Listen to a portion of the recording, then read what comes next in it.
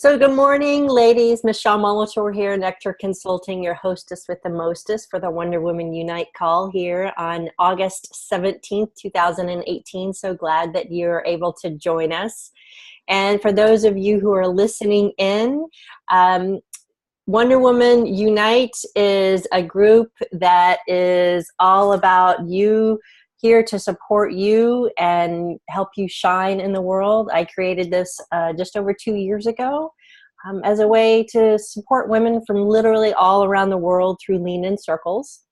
And it's really about how do we have bold, rich conversations about things that matter, that support you in your growth and shining fully and reclaiming your voice and standing fully in your power so that you can do your good work here in the world, right? We need your voice to shine and really want you to be able to do that easily and effortlessly. And so I have these calls each month to support you in doing that and bring a variety of different experts on the call as well to share different perspectives and ideas about how you can stand in your greatness, in your genius. All right.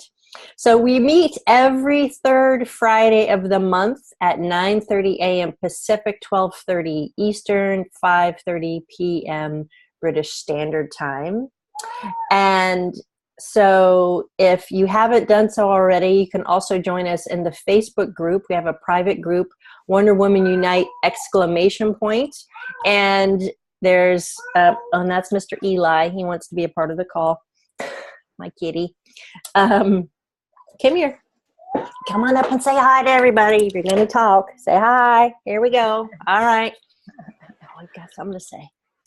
And so the Facebook group is another place where you can share ideas, share thoughts, ask questions, get support, and the different things that are important to you. And so be sure to ask to join that and contribute your voice, because the more you put into it, the more you get out of it. And yeah, and if at any time you'd like to have a chat, I'm always happy to get to know all the members of the group. So you can reach out to me via email at michele@nectarconsulting.com, and we can find a time to have a virtual coffee chat, if you will. I always like to do little meet and greets if I can with everybody. So yeah, that's a little bit about us. We are up to 278 members strong from literally every corner of the planet. So it's always exciting to see new faces joining us. And so this month, what we're going to be talking about is how to reclaim your power to achieve your dreams.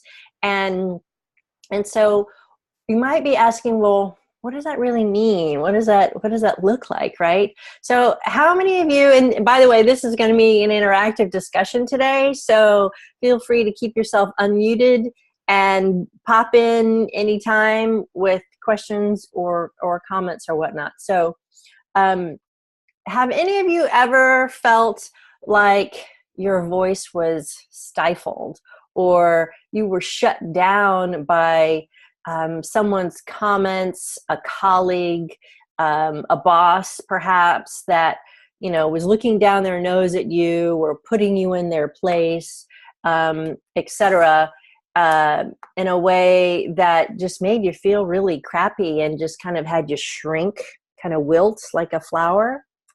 Laura says yes. I know I certainly did, and it was devastating to me. I was saying to Marion before we started the recording, in my former life, I was a creative director in web development, and I had been moved from Atlanta to San Francisco. Hurry, we're going to IPO. It's going to be very exciting. We need you on board. And so I was moved across the country in a blink of an eye. And the week we started was the week we were supposed to IPO, and that was the week the market crashed instead. I was like, oh, I'm not going to be a millionaire. Dang. So I was pretty disappointed, as you might imagine. But, we all worked really hard and kept going. And 9 months later, I essentially got bullied out of my job. I had 2 colleagues that I had hired as my art directors on my team, my wingmen, if you will, and they really had a difficult time having a woman as a boss, and were not hesitant to tell me to my face. And they went out of their way to belittle me, to make me look bad, to do all sorts of not quite so out of the light of things, to get me fired. And they did, essentially. And it was devastating to me. It crushed my confidence. It shattered my self-esteem. And I really didn't know what to do next. I remember going home that day with my head in my hands and like deer in the headlights, like what just happened, right?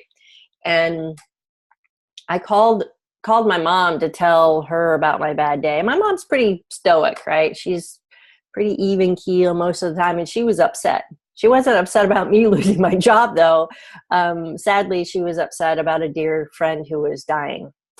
And so it really shifted my perspective in an instant. Like, oh, well, so what? I lost my job. My dear friend Al is losing his life. So what am I going to do about it? And so I decided that I need to kind of put my big girl panties on and figure out what I was going to do and get on with doing it. And it was in that process that I discovered coaching to help me figure out what to do next, and really found my passion and my purpose inside of that. And it took me several years, quite honestly, to really regain my confidence, to find my voice again, and to be able to move out into the world more boldly. In hindsight, I could see how I really hid out for quite some time. It was like, I'll just work for myself and that'll be fine. And it was really a protective cocoon that I had created around myself so that I couldn't be hurt so badly, because what I went through was just devastating. So how many of you have gone through some kind of challenge at work? Go ahead and unmute yourselves and share with us, your own version or story that really felt like it took your voice, your power away from you. Anyone? Eli has his own story, but we'll get to that later.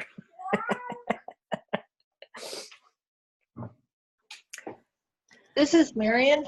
Hi, Marion. Actually, I had a triple whammy a few years ago. I had discovered coaching, and I was so excited. I thought I did find my purpose. And I enrolled in a 1-year coaching program, and I was 3 months into it, and I developed bilateral breast cancer.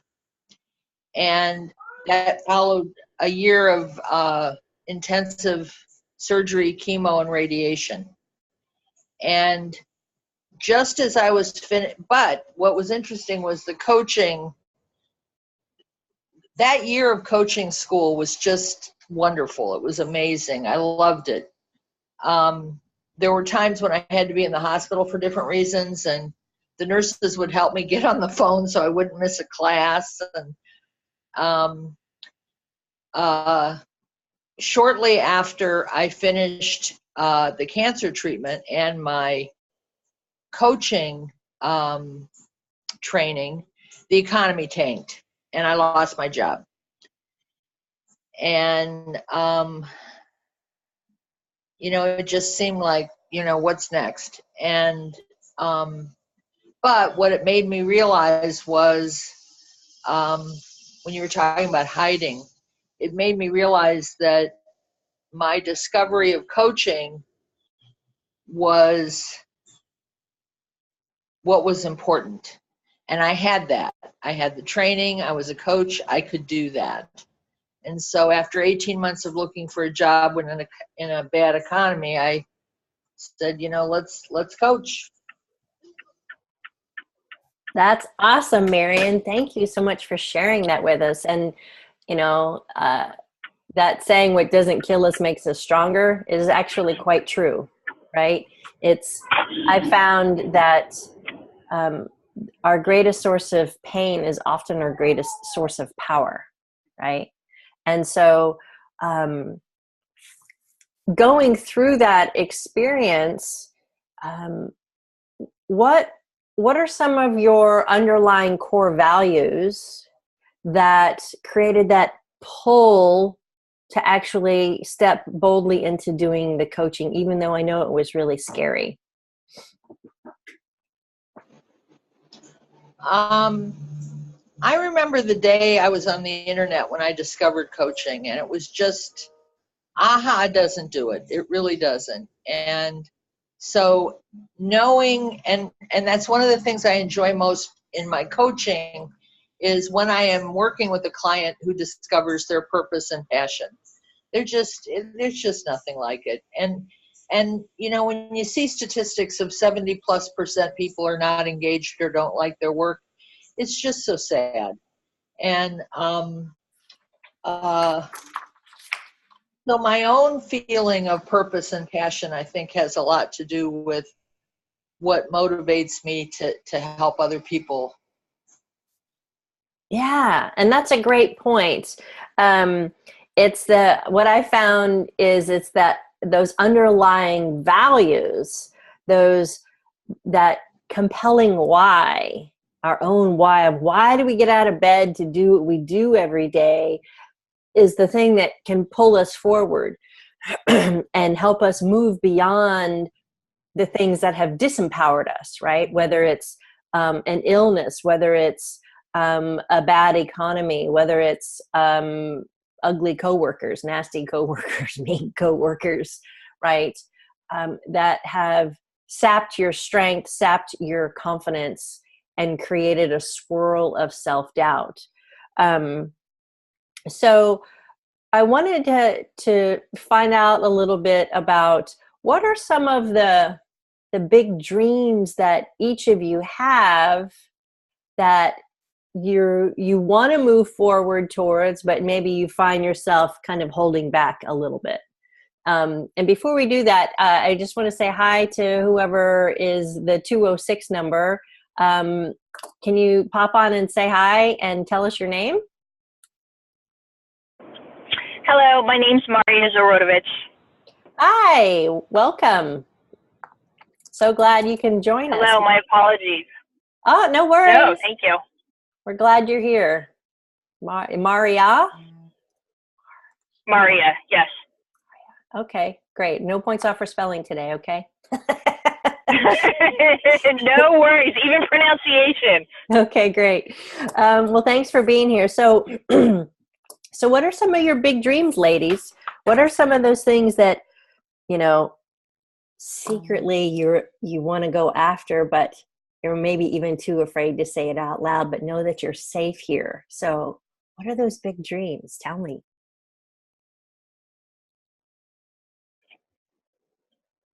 I feel like I am redefining that or finding that niche that works for me and that I feel comfortable in. I'm still building it, you know, and having it reveal itself in detail to me or more direction. I think similar to what Marion had mentioned, I was actually a stay-at-home mom for a long, long time, and did homeschooling with my kids.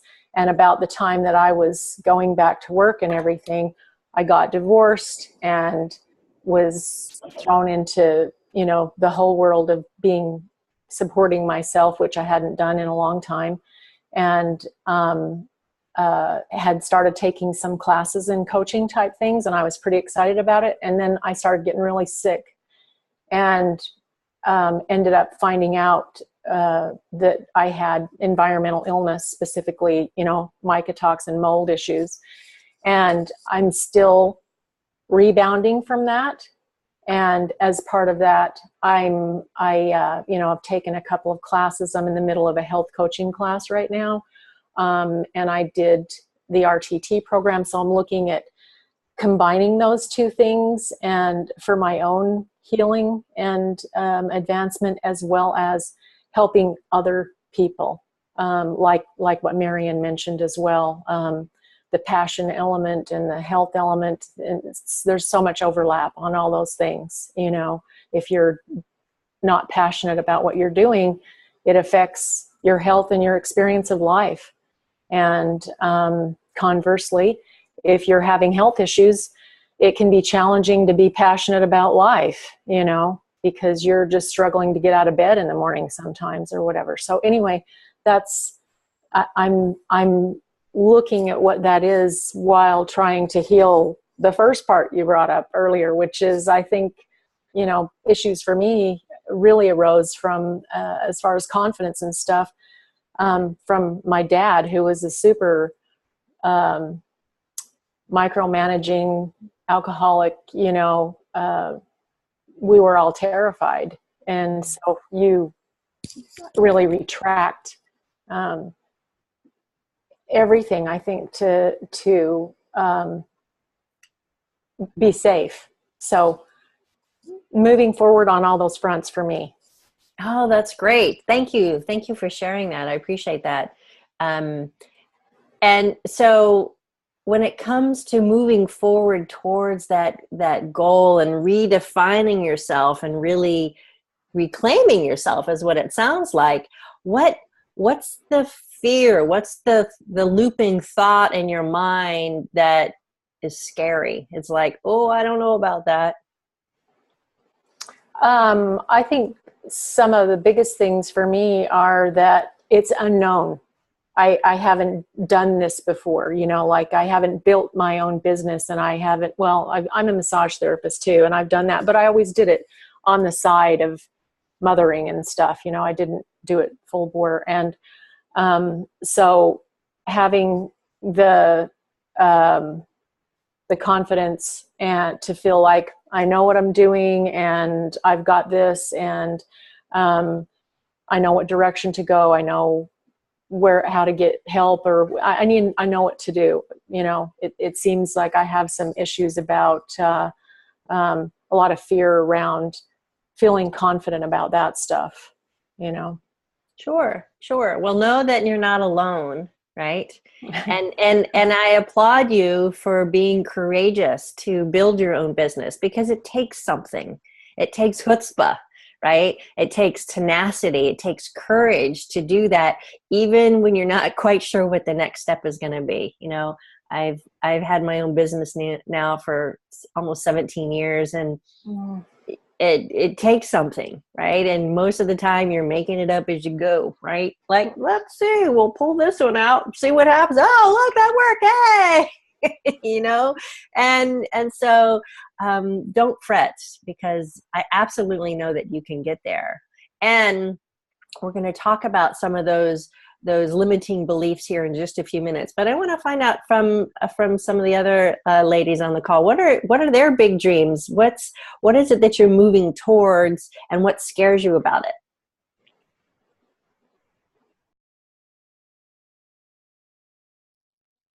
Maria, but pronounced differently, because I'm going to get it wrong. That's okay. I will try to talk as best possible. I'm commuting. I think for me, like my goals have always been about climbing the corporate ladder and getting into really large, influential roles within an organization. But of course, you know, as I get older, as I have a family, you know, and just I think particularly the space that I'm in, you know, I see other possibilities around, you know, being an entrepreneur, or, you know, chasing dreams a different way. And I think for me, it's kind of the crossroads between, you know, what are dreams that can have a plan to it and be attainable, while at the same time, there's the weight of reality, and trying to figure out, you know, can dreams really be possible when you have kind of the day-to-day responsibilities of family, obligation, etc. Mm-hmm. And trying to figure out, you know, I think there's a lot of role models that are coming online, and I'm always like, how can they do it? How do they do it? I know they have families. How do they make that space to make that possible? And so Yeah. I think for me, that's where I'm kind of trying to check, what are the things that I'm passionate about that can either be applied to where I thought I was going, or is it truly like taking a left in a completely different road, and figuring out what does that mean and how do you plan for that? Yeah. Now that's a great question. And I see this a lot in the folks that I've worked with over the years, is that they come to that crossroad of, I've been doing this and I enjoyed it. I was good at it, but now there's some part of me that's like, no, there's something else that I need, that I want to be doing. And I'm not even necessarily sure about what that is. And so what I've found is that when we pause and we stop to look at and examine, well, what are my core values? What are the things that are absolutely so vital to me in my life? They're like water, they're like air, that I have to have them in my daily life. Those can oftentimes guide you into what's working, what's not working, what's in alignment and what's out of alignment. When I had one of my very first coaching sessions, my coach asked me that, well, what are your core values? I was like, well, that's a great question. I've never thought about that. And so in that examination, I discovered, oh, wow, the work that I was doing as a creative director in web development, it aligned with some of my values of being creative and being of contribution, but it didn't align with other values that was about collaboration and authenticity and a whole lot of other things. And so I realized quite painfully, like, oh, that's why there was so much stress and tension in my life and anxiety attacks, because the work I was doing was not really in alignment with my values. And so for me, it was a leap of faith to literally change careers and to go down this new path. I'm not saying that's what you need to do, Maria, but it's the place to start is by looking at those values. And because it's such a vitally important tool, I have a free values worksheet on my website under the Brain Candy section, under assessments and tools and things somewhere. I'll find the link and post it. Yeah, feel free to download that and use that as a way to help look at, well, what are some of my core values, and what are the ones that are being honored each day, and which ones are not being honored, and what is that creating? Go ahead. And I think that's a great point, and I think I've done some of that. Now it's the pragmatic side of me that starts to go through the negotiation. Yes, I understand. The negotiation of those pieces of what can I give on today, because it could be, or I may be able to help change the trajectory down the road. Those are the types of, I think that's the place where I'm at now.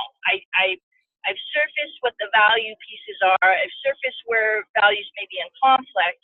And now I'm doing this negotiation with myself to determine, is it something that I'm willing to be somewhat flexible on, and help to potentially change the trajectory on it, or is it something that is just going to be a non-negotiable? Right. And that's a great way of putting it. You have to have that conversation with yourself. What are the non-negotiables, right? And what are you willing to let go of in order to have more of what you actually want, right?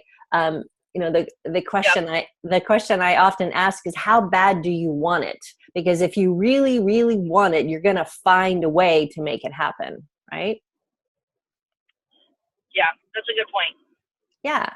And I trust me, I work with people all over the world, and knowing that they have full lives and they have full responsibilities, and it's sometimes we have to make little tiny increments that move us in that direction. sometimes it's a big leap, but other times it's not, based on the reality of your life. But what I do know is that in order to start changing the reality of your life, we have to start changing how we think about things, right? So one of the things I wanted to bring to the table today was, as we look at what are those negative thoughts, what are those looping thoughts that are getting in your way and holding you back? So, Mario, what would you say what's the limiting belief or the conversation you're having in your head with yourself that might be kind of keeping you in a holding pattern? Well, so the practical pieces that I look at are, I'm supporting the family, so things around, pay, benefit, and then the negotiation conversation always tends to be, well, is it that bad? Is it really that bad of a scenario? Is it really that bad that I can't tough it out? That's the type of dialogue. Okay, great. So we're gonna take that and put that over here for just a minute, and we're gonna come back to that. Kaylin, I wanted to come to you as well. What's your looping thought? What's that negative belief that you have that might be keeping you from moving forward more powerfully? The thing that comes to mind is kind of what I mentioned before. It's just feeling like I'm not totally capable and ready to do this,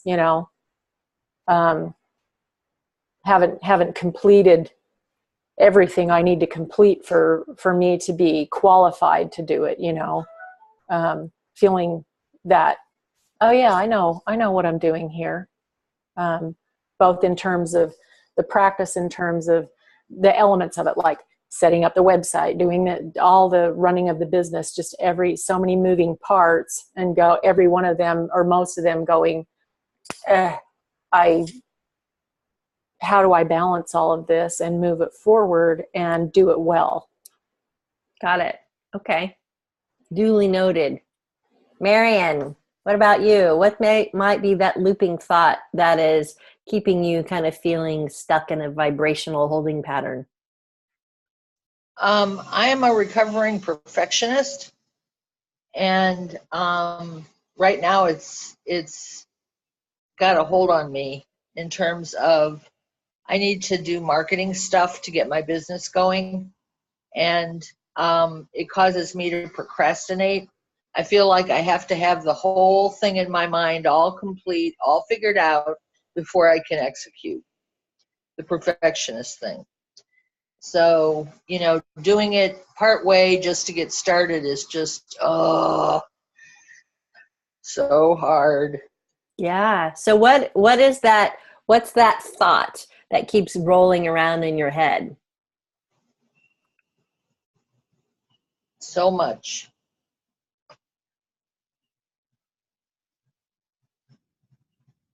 So like, I need to get it all, it needs to be perfect before I can get started. I have to have it all figured out before it gets started. Yes. So much.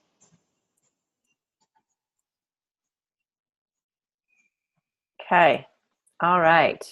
Thank you. Miss Laura, what's that big dream you're going after, and what's the thought loop that's getting in your way of it? Yeah, lots of thought loops. My big dream for about 5 or 6 years has been to work with executives and really help them have deeper meaning in their work or their lives or whatever, and really just help them connect their head and their heart. And that loop it's always there. It hasn't happened yet. Why? Or I got close and then, well, it really didn't happen, or it's never going to happen because it hasn't happened yet. And then there's still that fear of success of, wait a minute, it is happening. So just a little bit of all of it. Okay, got it. So we've got, it's never going to happen. We've got, From Mari, is it really that bad? What, can't I just stay here and tough it out?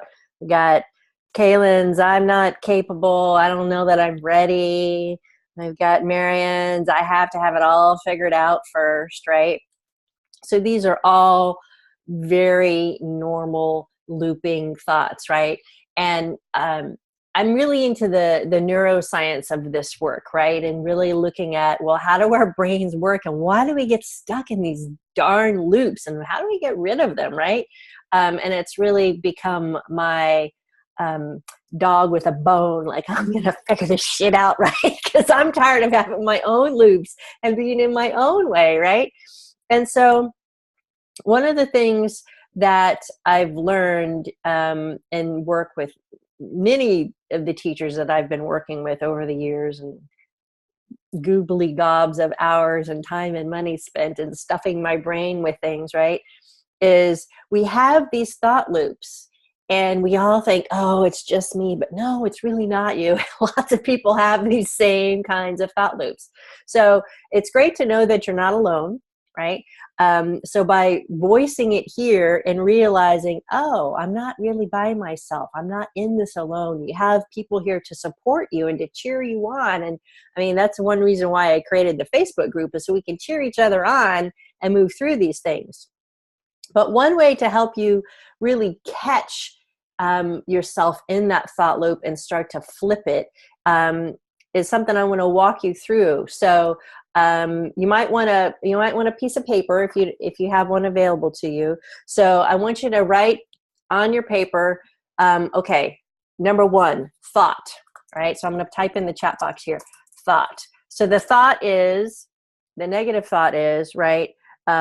Is it really that bad? I have to have it all figured out first. I'm not capable. I'm not ready.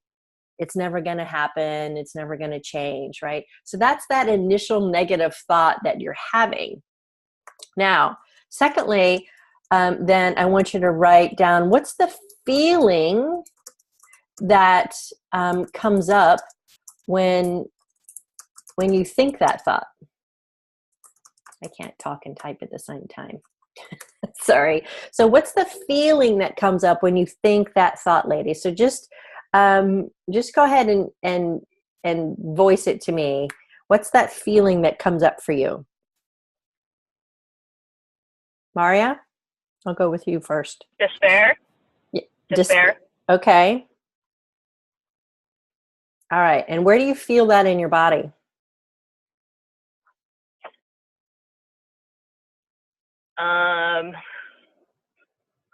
All over.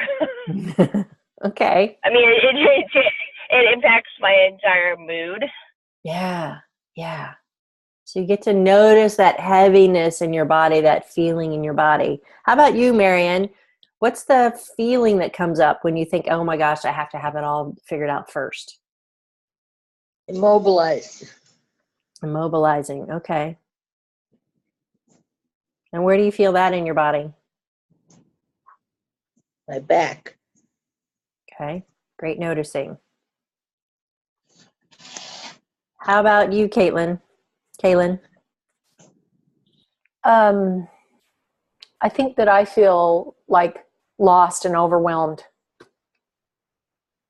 Okay. And where do you feel that in your body?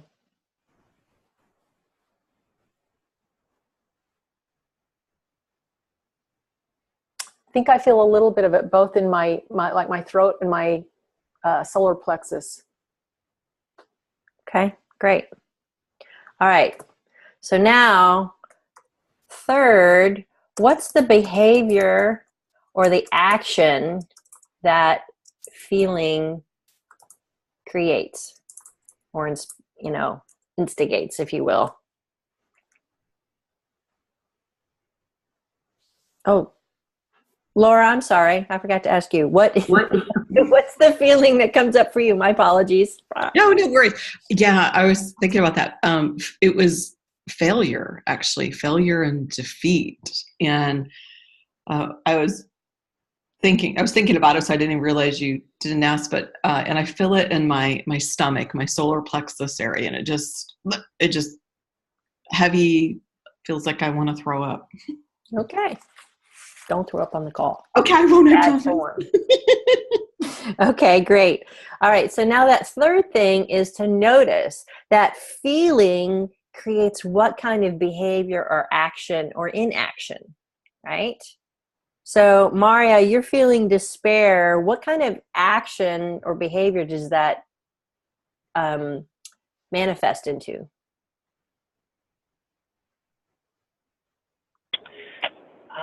Well, haven't thought about that.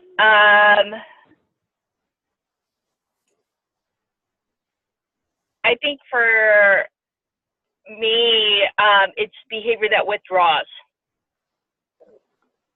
So instead of being actively engaged, it just kind of puts me into a kind of withdrawal behavior. Okay. Got it. Thanks. How about you, Marion? Well, it's what the problem is. It's inaction. However, I managed to keep myself busy with webinars and errands and reading, and I like to learn. So I'll book all these webinars, and that takes the time. Yeah. So the inaction is actually distraction. Right? You distract yourself with other things. Granted, you're learning, right? There's not anything bad about that, but it's keeping you from actually doing the task at hand. Yes? Yes. Okay, great. Kaylin, what about you? I would say very similar to Marion. I was thinking of the word diversion, diversion, distraction. And of course, this is not all conscious. It's just kind of habit or whatever, but that can be similar to what she said. Like, I have tons of interests and I'm always trying to learn new things to contribute to, the health and wellness aspect, the mind body aspect of this. So I'm learning about, reading about, taking classes, and or eating something. Yes, that's my favorite. Let's eat some cake. My coach Sugar. pointed that out to me one time. Yeah, Like, especially the sweet stuff, Yeah. Mm-hmm. Yeah. So you get to Comfort notice food. that. How do we comfort ourselves? How do we distract ourselves? Mine is Chobani yogurt. I'll fully admit it. At 9:00 at night. I don't know why. Laura, how about you? What's the behavior that failure, that defeat feeling creates for you? Yeah, I love what she just said, diversion and distraction. I had, I guess I do that, like she said, automatically or subconsciously, but what I wrote was that I don't feel good about working on the business. So I keep myself busy, doing other things. It's usually related to the business a little bit, but yeah, it's that inaction, that diversion. I love that distraction, but basically anything to work on the one thing I need to work on, or the one thing I even really want to work on. But it subconsciously, you're just stopped in your tracks. Yeah, we dance around the edges of it, right? I used to call myself a whirling dervish because I was very busy doing lots of things around the edges, but not really getting at the heart of the matter that was actually going to generate business for me, because I was scared to death of it. I was scared to death of sales, right? Mm-hmm. Like, I could promote other people's stuff all day, every day, but when it came to promoting myself, I was like, well, who am I? What do I have to say? Why would they listen to me? Why would they buy from me, right? So whether that's running your own business or even in, corporate America, it's a similar kind of distraction, inaction that happens.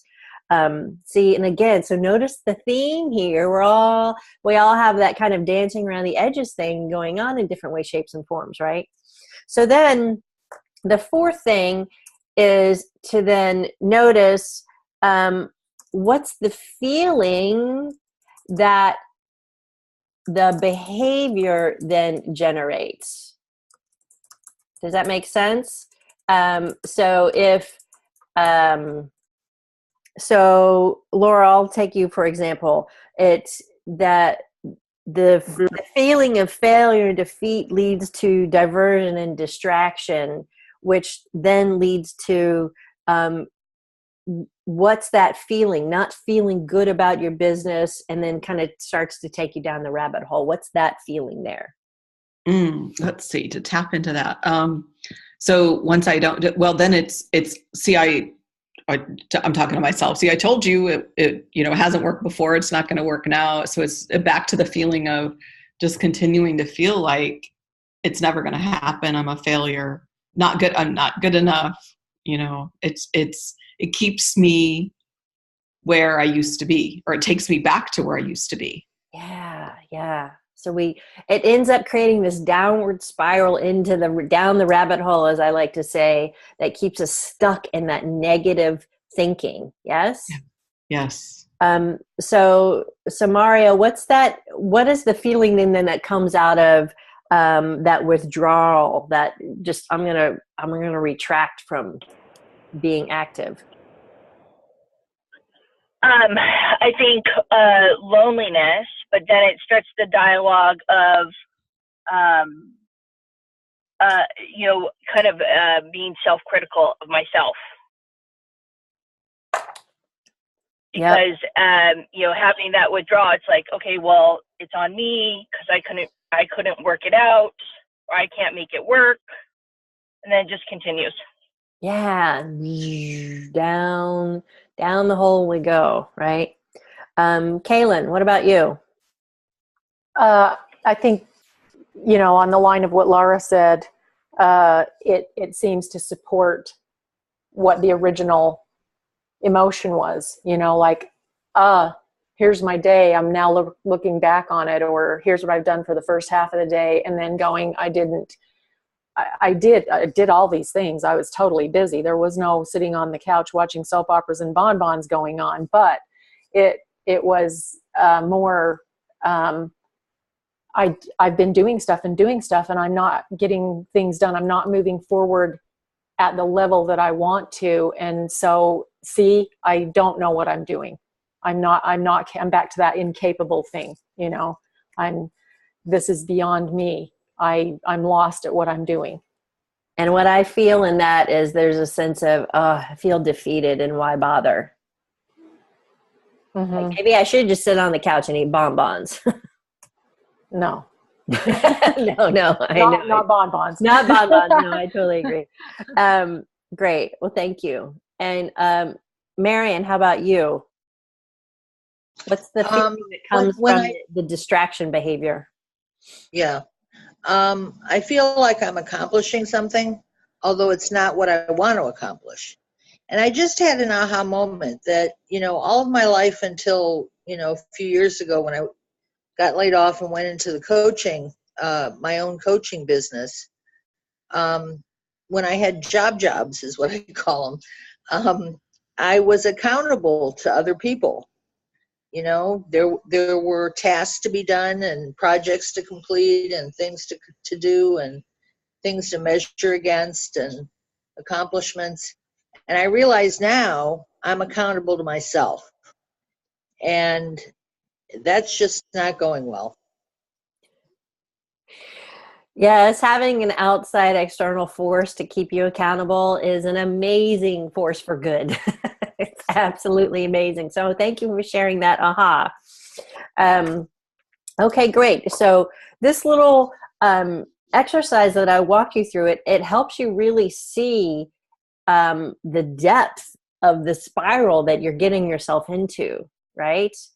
Now, the good news is we are the masters of our minds. We have the ability to change our mind at any time, ladies. We have that power, right? This is where we retake back our power, because all of this that we've been talking about, you can thank Amy. Amy's your amygdala. Amy's that fight or flight mechanism in your brain, and she is fully responsible for keeping you safe. And if she thinks that anything that these big dreams that you were up to are going to have you not be safe, she'll be like, oh, girl, no, we're not going there. Don't. Look, squirrel. Literally, there's a squirrel in the fence. It's hilarious, right? Easily distracted.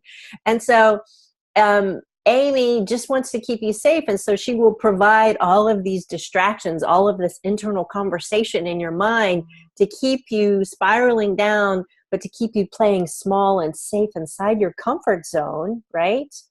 Because outside of your comfort zone, just beyond the edge is where growth happens. That's where the stretch is. That's where new things are found, new ideas. But she keeps you with these blinders on, right? So the cool thing is that we can change your mind. You can change your thoughts just like that. Just like you change your shirt, you can change your mind. So now what we're going to do is we're going to flip the script, right? So if before the thought was, it's never going to happen, it can't possibly happen, I'm not capable, is it really that bad? Whatever those negative thoughts were, what's the complete opposite of that thought? Write that down. So, what's the complete opposite of the negative thought that you were toting around in your head? Just call them out for me. What's the new thought? I can do one step at a time. Great. I can do one step at a time. Perfect. Marion? That was me. Oh, that was Mary. Kaylin, how about you? I am totally capable of this. I so can do it. Yes. Maria? Let's see. I'm in control of my experience, or I can change my experience. Yes. Laura? Oh, I wrote on there success. Like I'm doing it. I'm doing it. Okay.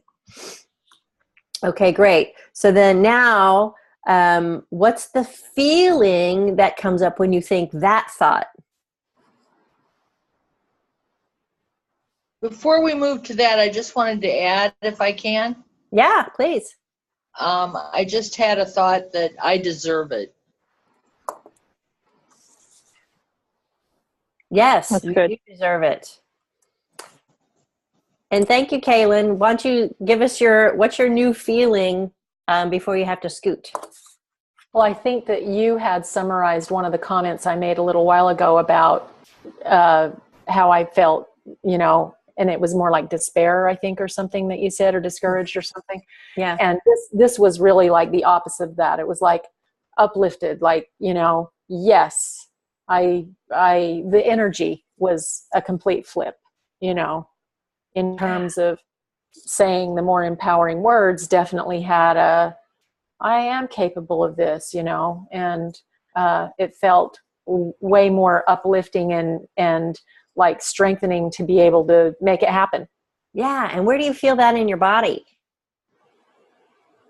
I actually feel it like all over, like this feeling of standing up on the top of a mountain or something, kind of like, yeah. Yeah, exactly. So notice the difference. You think a new thought, it feels differently. And what do you think, what behavior might that inspire? I think I would be more organized, like, okay, let's get a plan here. What are the priorities? What's the next thing that needs to happen? It just feels more like, instead of the confusion and the haziness of I'm incapable of this, I don't know what I'm doing. This is more like, all right, what are the things that need to happen? Ba-doom, ba-doom, ba-doom, ba-doom, and what are the steps that need to make those fall into place? And what's the priority and where to start? Which is completely like the emotion, a complete flip. Yeah. Yeah, absolutely. So and just ladies, are you noticing how her energy is really shifting too? Like she's like getting bigger as we watch. It's fascinating. And so then the fourth step is then, what is that feeling of being organized, of getting into action? What does that create for you? It starts to create this upward spiral. Yeah. Yeah. The foundation, I'd say it feels like the foundation of making it happen. Yeah. Yeah. Well, that's my cat opening the Uh-huh. closet. apparently the upward spiral lives in the closet. It changes my frame of mind to what's possible, or opening possibilities. Yes. Yeah. Yes, absolutely. Absolutely. So I want you ladies to notice how quickly you were able to flip the script, right? You were able to change your mind, change your perspective, change how your body feels, change the action and the behaviors that you're actually willing to step into. Just like that, right? So here's my request for you is that he has cancer, so he gets to do whatever he wants. Sorry. Bless his little soul. Is to write on a sticky note. 1, what's my thought? 2, what's the feeling that thought is creating?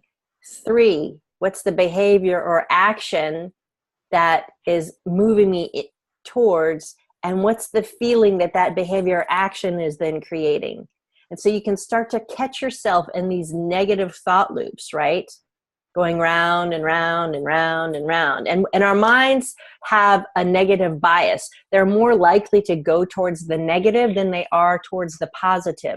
So it takes being consciously noticing what is the negative thought that's looping, and then doing a pattern interrupt, right? Stopping that, like, okay, how can I flip that on its head? What can I think instead? What can I tell myself instead that's going to have me feel better, that it's going to get me into action, doing the things that I really want to be doing, and the feeling that is going to generate by getting into more action. So we start creating this upward spiral of feel good that really moves you off the dime, stretches you beyond the edge of your comfort zone, and starts having you really create more of what you want in your life, which in turn creates that sense of, I found my voice again. I've found my feet on the floor. I can feel myself being really grounded and moving forward powerfully again, versus caught in the negative spiral, the swirl of, who am I and what do I know? And I don't know anything and I'm not good enough. And all of that we all can very, very easily get caught in. And, I've been doing this work a long time and I still get caught there sometimes. And so sometimes you just want to sit in your puddle of muddle. And so okay, I'm going to sit in my puddle of muddle and then I'll get out. Bye, Kaylin. Thank you. And so I hope this has been a valuable tool for you all today to, practice and put into good use when you start to notice yourself, caught in that swirl. So what are some of the insights or ahas that have come up for you today from this discussion?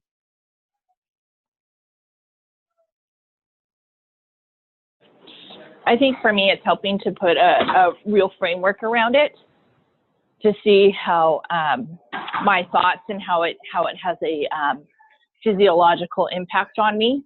Yes. But to your point, how quickly you can start to shift that. And now it's about practicing it. Yes, practice makes not perfect, but progress. Practice makes progress, says my brain coach. How about you, Marion? I'm going to think more about that I deserve it. Yes. And also about hope. Yeah. Tell me more about that. Well, hope just shifts you to a positive place, to a forward-moving place, to a future place, to a can happen place. Yeah. And knowing that it can happen starting right now in this moment, step by step by step, right? It's not, I want to say yes to hope, because hope is something that pulls you forward and helping it to ground you in the present moment in each of the baby steps that you're going to take moving in that direction. Does that make sense? Yeah, and I know I'm from my history that I'm the kind of person that if I take that first step, it gets me moving, it gets the wheels turning, and it makes it easier to go to step 2, 3, 4, etc. Yes, exactly. Exactly. Thank you. How about you, Laura? Yeah, I love the just the quick little look at it. It's our thoughts, and it's our choice. And we know it. We or not everyone knows it, but it's like we know it. A lot of us are coaches on here, and it's still a great reminder that every thought can take us down the rabbit hole or into our dreams, that it's our choice. And great reminder. And I love the quick little 4-step in order to think about that, and to stop beating ourselves up about it, but just take time and look at it and make that choice to change the direction. Yeah. Love Yeah. it. Thank you all for sharing, and sharing yourselves and your ideas and your ahas with us today. I'm so glad that you were here. And before we go, I have some exciting news to share, that kind of similar along these lines. Actually, I have a new 5-week course, master class, that I'm offering, actually in conjunction and collaborating with Miss Laura here, called Unlock Your Brilliance. It's a 5-week course to really help you step more fully into your passions and your purpose, and to let go of those limiting beliefs, with accountability, Marianne. And and we also do, we're going to be having everyone take the talent dynamics assessment to really understand what your sweet spot is and how do you operate most from that place of flow. We're going to be doing even a group rapid transformational hypnotherapy session on one of the weeks to eliminate some of those subconscious underlying limiting beliefs that keep getting you stuck in the dialogue that we've been talking about today, and really helping you craft your brilliant future. Like really looking at, well, how do I create what I want? What are the steps that I need to take? And how do I keep moving the limiting beliefs out of the way as I go? It's 5 weeks in a group session, and you also get a one-on-one coaching session with Laura and I. We've got a bunch of wonderful guided meditations and hypnosis recordings for you as well as part of it, and a bunch of other tools and exercises as well. So we're just getting all the information out there starting today or tomorrow, I think, Laura, and really launching it to the world. And it's going to be starting in September, 5 consecutive weeks. So if it's of interest, feel free to email us. We can send you more information about it, and the link to all the data points we've got up there here any moment now. So I'm very excited to be collaborating with Laura on this. It's going to be amazing and super fun. And it's going to be a small, intimate group so that everyone gets all the attention that they need. So stay tuned for more about that. And also be sure to mark your calendars for next month's call, which, quick, let me check the date on that. It's the 3rd Friday of the month. So that is going to be September 21st. Thank you very much. And we hope that you can join us on the call next month. And if there's other women that you know that would be supported by this work, this call, it's free each month, in the Facebook group Camaraderie, then please invite them to join us. All right.